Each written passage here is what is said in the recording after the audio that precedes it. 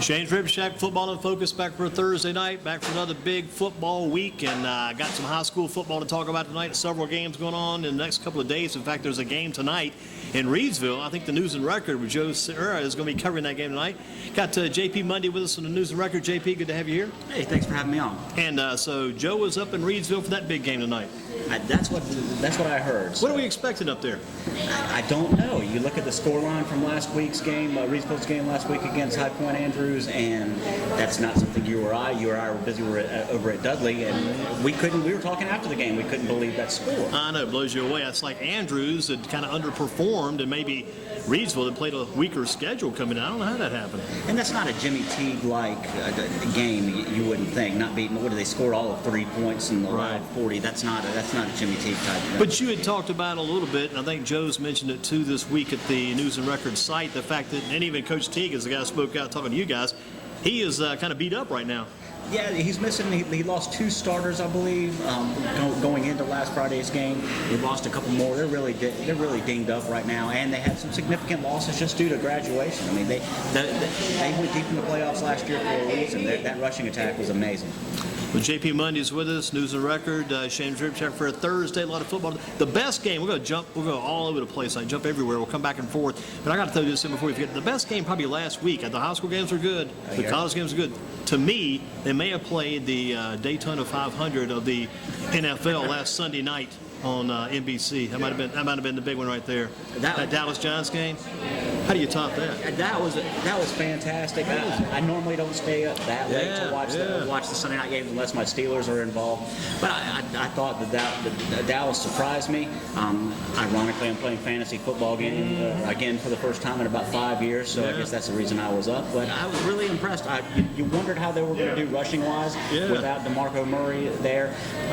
There's a lot of knocks on Tony Romo, but they came through. Yeah, because usually Tony Romo can't pull that off, but somehow he pulled that off of limited time on the clock, and the Giants helped him out on that one giant drive when they didn't play the clock quite correctly in their situation, and maybe some runs. I think they gave up the chance to get the score, just put that down, just ran the ball, trying to just run the clock out, and it was too much time on the clock. I cannot wrap my head around what the Giants were thinking during that last sequence. And apparently the next day that came out that the running back was told not to score, and they didn't know that Dallas had 3 timeouts left. How do you not know at that level?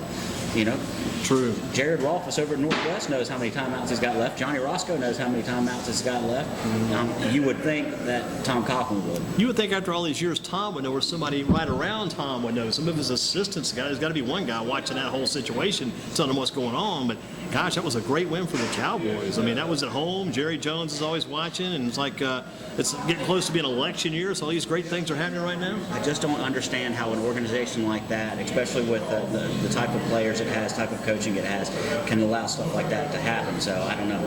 And you look at some other things, going back to our game at Dudley last week. Dudley, we talked about Reedsville being beat up a little bit. I think Dudley's banged up some now, too. The Maynard kid came out, and what the doctor told me Saturday night, this is what the doctor said. I've heard other conflicting stories throughout the course of the week, but the doctor said the Maynard kid had broken his hand, broken a couple bones in his hand, and he may be well limited the rest of the year. That's what he said Saturday night. And that doesn't make any sense to me because I was, as you know, I was down on the sidelines, and the only thing he had iced were his shins. Interesting. Wow. The doctor mentioned a lunate bone, unless he got him confused with another player. But that was the kid who got hurt and was being tended to for the longest time on the field. You had the better view of it. I was down on the Dudley sideline. It was the flanker pass. I guess he ran a sweep, took the ball, and then to the right. And and then I missed it. I was watching the pass. He kind of got hit on the follow through after the pass. Yeah, the follow through, but the defender popped him and knocked him down. Yeah. Did they flag? Was there a flag on that play? No flag on it because they came right back with the next play. If I'm not mistaken, that's when they scored a touchdown. They popped a touchdown next play with Hooker. Hooker had another good game too. He's not having to do a lot because if you and I had talked before the season about Dudley, obviously we talk about Hendon Hooker offensively, then we talk about Simeon Gatling or some of your linemen that you like so much. Yeah. But the MVP for Dudley right now is Connell Young. No doubt, yeah. I know Syracuse is going to be watching this down here. So what's going on there saying, this is great. Look what we kind of fell into with this kid. And then what they're hoping for, they follow on with Connell Young and make good friends with him, which I'm sure they will, and keep up with him. There might be a way they could grab some other guys to go with him. I know they sure would love to have Hooker, too, and they've talked to Hooker quite a bit. And who knows, if even not Hooker, maybe some other Dudley guys might go their way. Pick up some. There's a lot of talent on that team. Here's an interesting tidbit. One of the guys down on the sideline with me was a guy from InsideCarolina.com. I guess that's the rival site for Carolina Athletics. He said he was down there taking a look at Hooker, and he told me that Larry Fedora hadn't offered Hooker yet. And I'm like, I said, he's late. Yeah, because he went to the crazy thing, the football frenzy, with Gatlin. They both went to the big crazy freak show. Yeah, the freak show. Yeah, they went to. They both attended that, if I'm not mistaken. Yeah. Yeah, and so I was not able to confirm whether he's offered or not, but I know that Florida State's in line to see him, Clemson's in line to see him. You've got an in-state kid like that. Every Cutcliffe, the Fedora, he's probably not going to be gotten. And I would be all over. I'm sure coaches are and schools are. I'd still be all over that Isaiah Little kid because it's 6'6", 348. That's all the Durham Hillside people were talking about. And of course, that game, they're kind of following the game online. They were saying, "Gosh, this guy's huge." They couldn't see him, but they were hearing about the guy. And he came out on one sequence and went back in. And the world of him is just a little bit soft. Sometimes he gets bumped up. He may take a little play or two off and won't come out of the game. Got to get a little bit tougher. But gosh, I mean, the sky's the limit. The ceiling on that guy's huge at that size. He could go NFL probably next week. If the Panthers need a lineman, they may call him in to sign an early contract. Now, here's a question for you. Even in the losing effort, did Hillside expose something about Dudley last week? Yeah, the running game. I'd say the running game because the quarterback, Caldwell, was able to run. Chauncey Caldwell, that kid, he was excellent, number 10. And in place you had the Adams kid, Abdul Adams, had some very good yards too. Both those guys ran, and it wasn't all outside. A lot of it was inside running too, which is usually where the media defense is. Yeah, it was Abdul Adams. He's going to Michigan State. Right. He's a 3-star prospect. He's very well traveled. I did a little post-game research on this. You're probably right. Yeah. He got, even though in a loss, they were able to pick up chunks of yardage at certain times. And I wasn't expecting him to have that great a game because he had some success against Southern Durham, is another very good team down in Hillside's neighborhood. But I thought maybe he comes to Dudley. Dudley would just shut those guys down, but that wasn't the case. I'm just surprised. You think about this, the Hillside team. They went and beat New Bern at New Bern in week 1. Yeah, so high school football's weird. Fun to follow, though. Fun to follow. Absolutely. And plus, the thing about Hooker, you got to keep following Hooker because he's a junior this year, senior next. Once he's gone, he's got a younger brother who's playing for the Southwest Gopher Middle School right now. Got a younger brother coming along next. And he's a quarterback also, which no surprise there. If he gets to be as tall as his brother, it's going to be more and more trouble. Well, that one run Hooker had was like on Emmanuel Mosley. I'm using my memory bite. He had a similar run like that right before the end of the first half against Hillside like 2 years ago. Hillside came here. Mosley was the quarterback then. Mosley goes up that left side. Hooker kind of goes right, goes up that left side and dives into the end zone when he scored that touchdown early. Right. Similar play. And, I mean, Dudley, they like to let their quarterbacks run. They turn those guys loose. And in the beginning, you didn't think they would turn Hooker loose because Hooker's a good kid, but he's not like a massive kid. He's kind of laid back. He's fairly not well filled out quite yet, not overweight, not super strong size. But again, they're still turning him loose. Curtis McMillan, the strength coach and conditioning coach, been there at Dudley for a long, long time.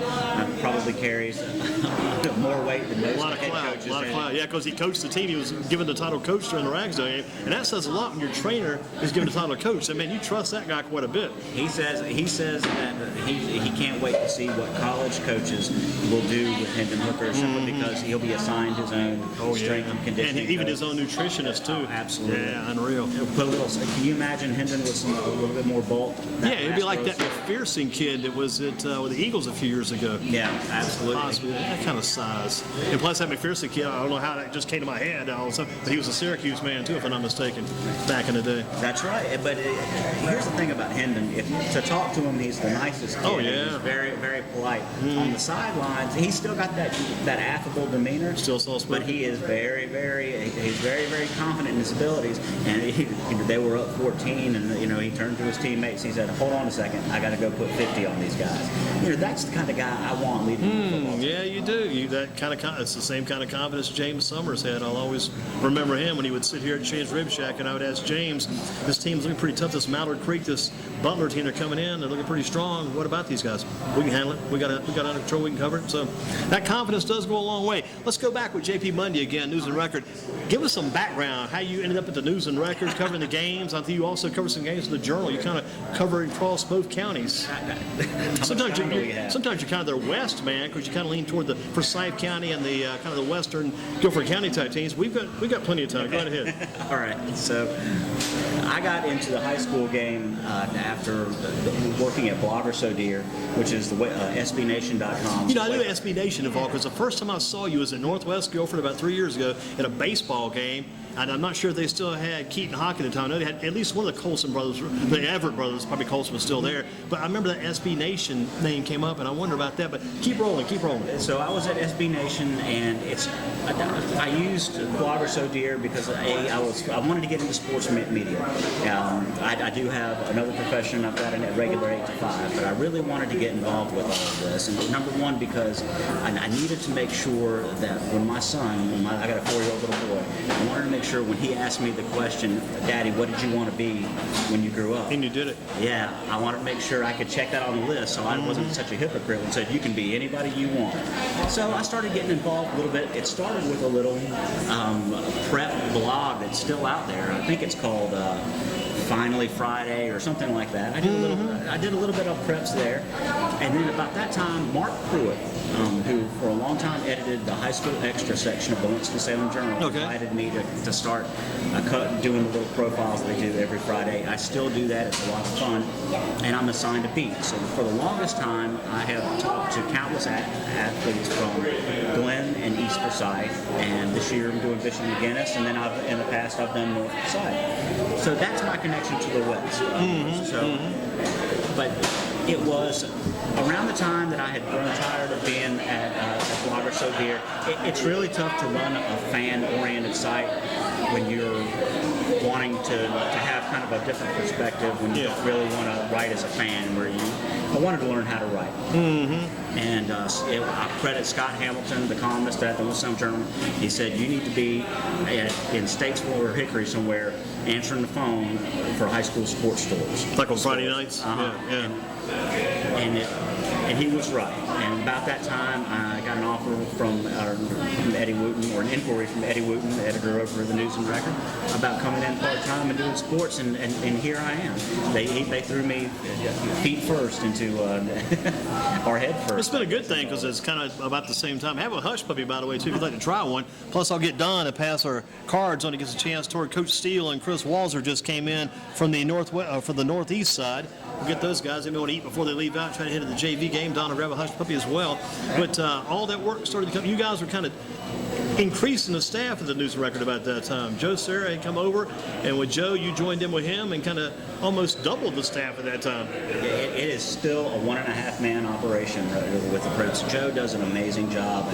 You know, coming in and going into the high school job after, I think it was 9 years on the copy desk, Joe is a newspaper man's newspaper man. There's nobody better to learn from. A lot of details, detail-oriented, yeah, that's a big thing. And I said, it's like I told him and Eddie, or at the very beginning, I was like, just teach me how to write and I'll give you the best that I can. And it's great, especially coming from a web format where I was essentially my own editor, which isn't great. It's good to have somebody else look at some of your stuff too, right? Absolutely. Yeah. And so the only challenging part of it has been, number one, throwing me into the high school environment where I really didn't have, I don't have the background of knowledge that I would, say, with Wake Forest and the ACC. So it's been a challenge for me these past 2 years to go and kind of step up my efforts and get to know my areas. It's great. You know, I live in Winston-Salem. I cover games in Guilford County, and there's a lot of stuff to learn there. It's interesting, too, though, how the teams and the conferences and all this stuff kind of overlaps. Because you got a team like Page playing Reagan this week. Next week, they'll flip around and play East Forsyth. Got a team like Dudley, who's waiting right now. They've got a game, I guess, Pine Forest, I think, this week. The next week, they're going to be playing a team, Richmond County, who this week, Coach Brewington was here at Smith. He's now at Southview, Hope Mill, Southview. His team's playing Richmond this week. Then it plays Richmond County. It's just all kind of, and plus you got all the teams in Alamass County, like Western and Eastern. Those guys are playing Northern Guilford. A lot of overlap around here. A lot of crossover county activity, and a little bit of area crossover, too.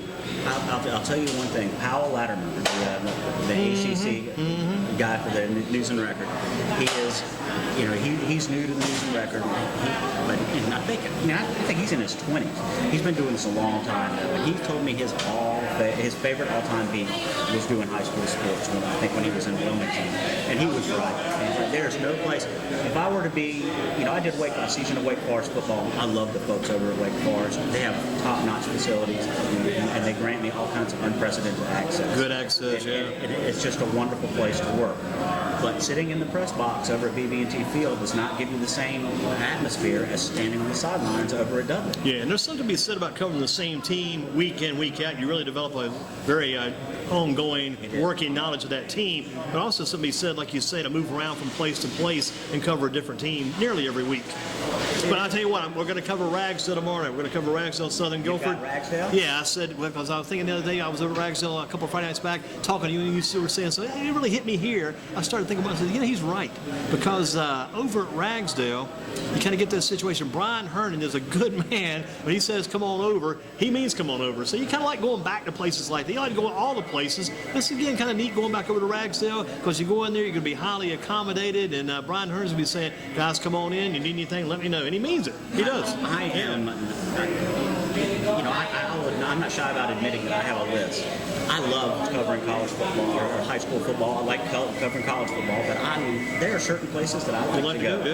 And Ragsdale, whether they're winning or losing, is a great place to go just because Brian Herndon considers that place his home.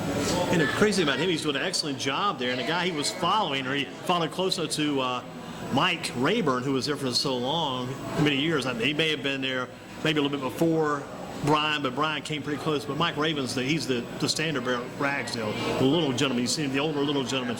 I mean, you follow a guy like that, people will be saying, yeah, can this guy handle this? But boy, Brian has really stepped up and very genuine, very sincere in what he does. It's amazing. One moment you can see him going up and down the sideline, and then the very next he's standing behind you wondering if you got enough pizza or if you need anything else, just let me know. Yeah, and the fact about you hear that occasionally, it's different places you stop, but this guy, and he means it. Plus, he's usually wearing a tie and a dress shirt. I mean, this guy, he's going top notch here. He's the only person I know that thanks you as you walk in the door. Yeah, and as you walk in, yeah, good point, good point. Well, thinking about the boat is in my mind. I got a boat in my mind tonight, too. Got two boats, actually. Okay. I got one boat with Paige in that boat and Dudley in that boat, and they're kind of paddling along, and both those teams want to stay in that boat. They don't want to get out because they're both unbeaten. Which one stays in that boat remains unbeaten the longest? Put me on the spot, Andy. Let's assume everybody's healthy. Mm-hmm. And we'll assume that Maynard doesn't miss any significant time, that he can put a cast on. Right now, I think I'll give Dudley the edge. Paige has got a tough schedule the next couple of weeks. These next 2 weeks are going to be they talk about in Ring of Honor Wrestling, they have their little schedule. They bring a new guy in, they call it the Proving Ground. That is correct. The big Proving Ground the next couple of weeks, definitely for Paige. Yeah, they've got Paige they've got Reagan tomorrow night. That's where I'll be, and then I'll go to the East Forsyth game. To me, that East Forsyth game is the real measuring stick. And I think if you asked me last week, I think that Dudley's 2 touchdowns better right now than Paige. And Paige is good. Paige fans, Paige is very, very good. But right now, I've seen, maybe it's because I've seen him 3 times already, Dudley is got size and physicality in every position. Mm-hmm.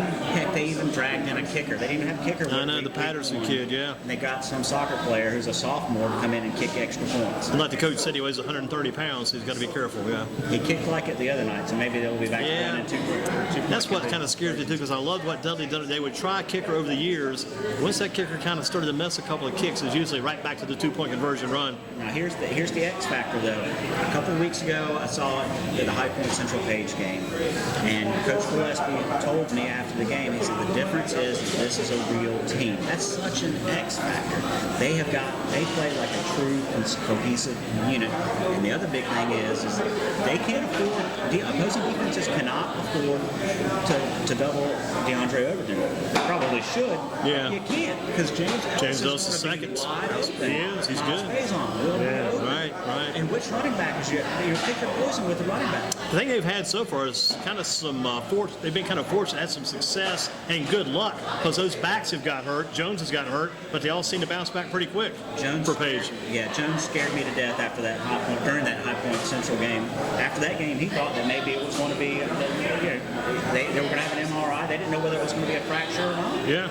And it turned, he turns around and plays against Ragsdale. What do you think about this other boat? You got Northeast Guilford, Western Guilford in that boat, and both those guys, they're kind of paddling along. They want to get out of that boat. They will probably want to get out of that boat before the boat reaches shore because they both haven't won a game yet.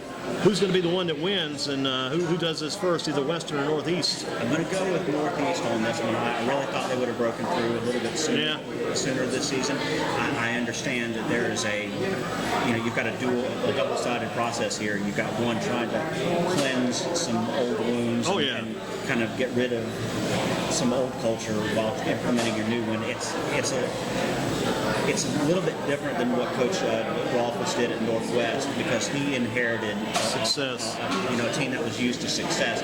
They're just doing it his way now. They're implementing. Now with Northeast, you've got a program that was surrounded by a lot of negativity, some earned, some unearned, and is now trying to implement a more positive, winning culture. And that is going to happen at Northeast. That is going to happen, and I believe it'll happen sooner than it will at Western. And both teams have fairly good offense so far. They got to find some defense. Both those teams need defense because they're able to put points on the board. They've got some guys that can score and guys that can get yards. They just got to get guys who can stop and keep the other team off the board. High school football, to me, is on the defensive side. It's about not giving up big plays. It's big plays that are usually the straw that breaks the camel's back. And if they can teach, it's kind of like every scouting report I've written about High Point Central the last 2 years is always, if the defense can stop giving up big plays, then you've got yourself a contender. And I think that's what it's going to be the key for these guys. What do you think about the Metro, the best team after Page and Dudley in the Metro? Southeast. Southeast, you take Southeast? Yeah, lean that way? Okay. What about in the conference with East Forsyth and Northwest? Who do you think's best after those two? Because they seem to be up at the top. Well, at first I thought that Southwest was going to have a better year. I know that Jaron Rainey, the young quarterback, Eric Rainey's son, has been dinged up a little bit. Yeah. I don't know about his status for tomorrow. I thought that they would be a solid number 3, but you know what? Wayne Jones and his kids over at High Point Central have really shown me that they can be the solid number 3. Number 3B is Glenn. That team, I saw them at Jamboree, at the New Bridge Jamboree over at Mount Tabor High School. And Antoine Stevenson is I think he coaches track over there as well, but he's also, he was a long-time offensive coordinator. He's taken over the reins and brought in, I can't remember his name for the life of me, they have a brand new offensive coordinator who is teaching them like a college coach. Give the hand signals, and it's a non-stop kinetic energy. It is amazing to watch. There's a new attitude over there, and they're putting up points on people. Now they've got, again, just like Northeast, they've got the defense has got to get shore up. But this is a Glenn team that wasn't putting up points like this last year. They took Reagan, if you'll recall, a couple weeks ago. Yeah, it was that 55-54 game. Yeah, right. The game, a missed extra point or a blocked extra point inside that game. What about this? You got Eastern Alamance, you got Northern Guilford, Western Alamance. How do you line those three up? Just those three at the top. How do you line them up? Let's see. I'm going to go Northern first. Eastern Alamance. Is that with John Lamont's playing quarterback? Then Western. Then I'll leave it. Yeah, Western. It could come down to Eastern and Northern before it's all said and done. That game may be a huge game for that conference title right there. Because Eastern beat them last year too. I'll be honest. After they got demolished by Page, I wrote Northern off, and they came back with a great game plan against Northwest. I mean, even if the game plan is as simple as hand it off to C.J. Freeman 16 straight times, it's still a great game plan. And the thing about them, I wrote this down. We talked about it a little bit Reedsville and Northern already, but the fact of the matter for Northern, I think the opening for them is C.J.'s coming around, but the big opening is Miles Timmons, the quarterback. That gives them the extra effort and the extra threat. Because they now cannot just focus on C.J. They got to focus on Timmons, and not if he's just going to run. He may pass too, but he is definitely a huge running threat for them now. They thought they had a big, strong fullback. The Quasey, the guy who's also a linebacker, thought he'd be kind of a power running back, but they're better off off with Freeman and Timmons both carrying the ball, splitting duty.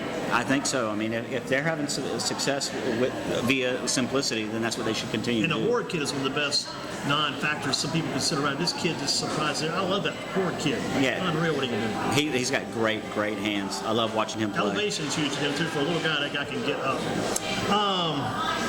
Best shot for bringing the state title back to town: Dudley, Northern, Guilford, or Page. All right.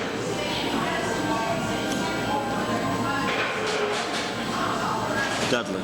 Okay, Dudley number 1, and probably Northern number 2, Page number 3 in that order. No, I'd go Page number 2. Okay. And for the same reason, what we were just extolling the virtues of their two-back attack at Northern. I just think that there are contenders in the state that just are more versatile, have more weapons right 4AA now. is a crazy bunch with the Mallard Creeks and the Butlers, the Independents, and the Charlotte Vances up there with all those crazy. Plus this team down in Raleigh and down in Wake County, this Wake Forest team is pretty tough this year. I don't know if they're 4AA or 4A, I'm not sure, but another team is going to contend. We're going to know in 2 weeks how good they are. Who they got? I'm talking Dudley. I think in 2 weeks we're going to know. Yeah, Richmond County. Richmond County. Yeah. They can go with or without that head coach. Yeah. I think that team could probably go with maybe one of the booster club president coaching the team could do pretty well. Most improved team in the area, would that be Page? Without a doubt. Most improved. This time last year, what were they, 0-6? 7, 0-6, yeah. It wasn't that far along the season. It had to be about 0-6 this time last year.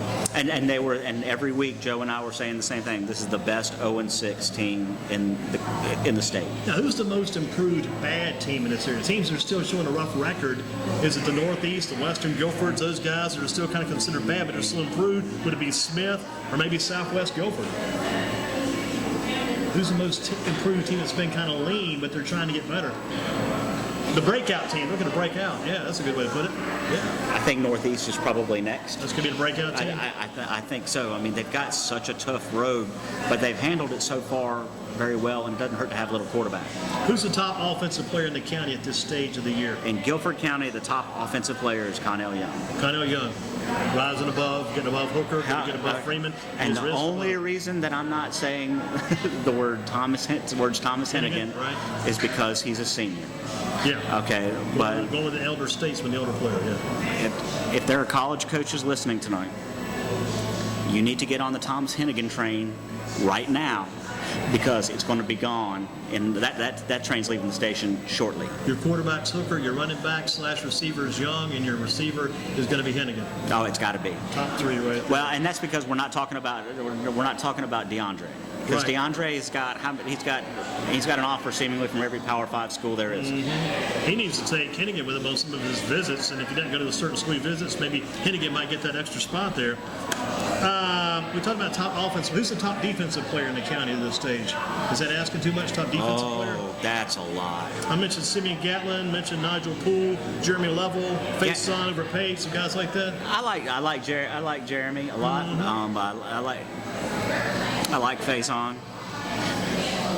Simeon Gatling's my favorite. He's quick, man. That's just because he makes me laugh. He can hit hard. There's nobody that makes an open field tackle harder than Simeon Gatling does. He lays the wood, lays the lumber. Then, how about the early candidate for Coach of the Year? Wow, that's asking a lot. Kevin Gillespie. Okay, Coach Gillespie, well, he's brought that team into. He wins tomorrow night. I mean, the sky's the limit. Get that win tomorrow night, then all you're doing is focus on East Forsyth, and you can knock those guys off. If you beat a very good Reagan team, you got a chance to knock off the powerhouse East Forsyth. They win the next 2 games. I'm not so sure that Page isn't a state title contender. Yep, and they got a good chance to beat the Panthers too. Yeah. The Panthers, like you said, got to take care of Richmond County as well. Yeah. Coach of the Year, we talked about that. Best field or best stadium in the county, excluding the Guilford College turf field. I always like that field. That's my favorite. But The best I've been to. Yeah.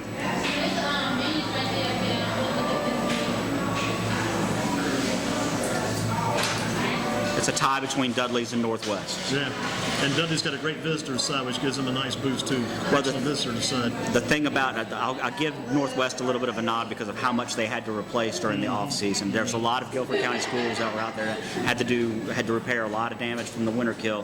And John Hughes did a great job over there. So for John Hughes, Northwest Guilford, best field in the county. Right, and they get a little bit of a nod from JP Mundy, News and Record.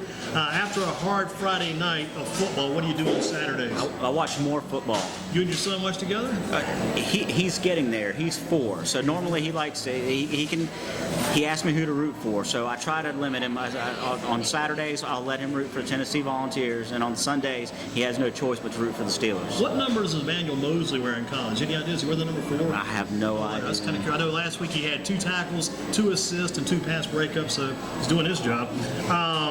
Best odds or chance to win the fight every time? Floyd Mayweather Jr. or Ronda Rousey? Ronda Rousey right now. Got the best chance to win every time? Yeah. Gotcha. If you could turn back time, that's my theme of the year. I love that theme. All right. I could turn back time because Cher, she just had the one name. She didn't call herself Cher Bono. She just called herself Cher. But let's just do that. If you could turn back time, what sporting event or what situation you go back and do again? Maybe just because you love it. I also want to do that again because I love that day, I love that game, whatever. Or maybe there's something you turn back time and redo because you think you'd do a better job of it. If you turn back time, where do you go back to? Is there a game? Is there a sporting event? Something you were involved in? One that I worked or one that I attended as a fan? Either way. What do you think's the best? I think it was Randolph. I was just thinking about this morning. I think it was Randolph Childress's senior year at Wake Forest. I was there at the Joel with my father, and they beat them. They ended up beating North Carolina by 26 points. That's a heck of a win. And so I remember that being the most fun I've ever had at a basketball game. So I would do that again. Going back to the Randolph Childress 26-point win by Wake Forest over North Carolina. I think it was 26 points. Were you able to check out those ACC tournaments they won as well during that stretch? I remember those. A lot of people think that their favorite moment, the best moment in Wake Forest history, was that crossover he did on that Childress did on Jeff McGinnis. I would venture a guess that was the night that everything changed. What about Rusty LaRue? Any favorite memories of him? My favorite memory of Rusty LaRue was his senior night. And nobody remembers this, and it's a nice. I've gone back and forth with him in the past on Twitter about that. The biggest, if you ever want to win a trivia question about college basketball, Rusty LaRue, who's remembered for his passing as a quarterback and his three-point ability at Wake Forest, his last collegiate basket, or his last home collegiate basket, was an alley-oop dunk. He dunked. Tony Rutland threw him an alley-oop from around half court, and he dunked it. The last collegiate. That was his last game. That was his last basket at Joel Coliseum. Wow, what a way to close it out. Unreal. My first memory of him was when he was playing for Northwest Gilbert. He was a quarterback. They had a kid named Mike Green who was quarterback, and LaRue had been in with the Colt baseball team that summer, so the coach wouldn't have been him at quarterback yet. By the third game of the season, they booted Mike Green. LaRue took over, and then the rest was history. It was at Southeast Gilbert that night too. And I think both those guys, believe it or not, they both ended up playing for Wake Forest later. His kids right now are going to end up being better than he was. I think he's got 2 kids right now. One of them's already in college, but I think he's got two sons. One, I think they're both going to be at West Forsyth because he's now the head coach at West Forsyth. I wouldn't be surprised if at least one of them ends up doing better than he did. And we're talking about Rusty, who's got himself a championship ring, an NBA championship ring. Yeah, he sure does. Well, JP, got to let you get rolling. Thanks for your time here tonight. Thank you so much. We'll have you back on again, maybe later during the season. Keep up the good work. And tonight, tomorrow night, you will be where for the high school coverage? I am in Winston-Salem, Reagan for Page versus Reagan. The Winston-Salem Reagan Raiders, is that right? The Raiders, that's versus right. The Page Pirates, kickoff 7:30 in Winston. Keep up the good work. All right, thanks, Andy. I appreciate it. Coach Steele's next, and just saw Mr. Hunt come in the house, too. He's around the house. Mr. Hunt, here's your card. You're a guest.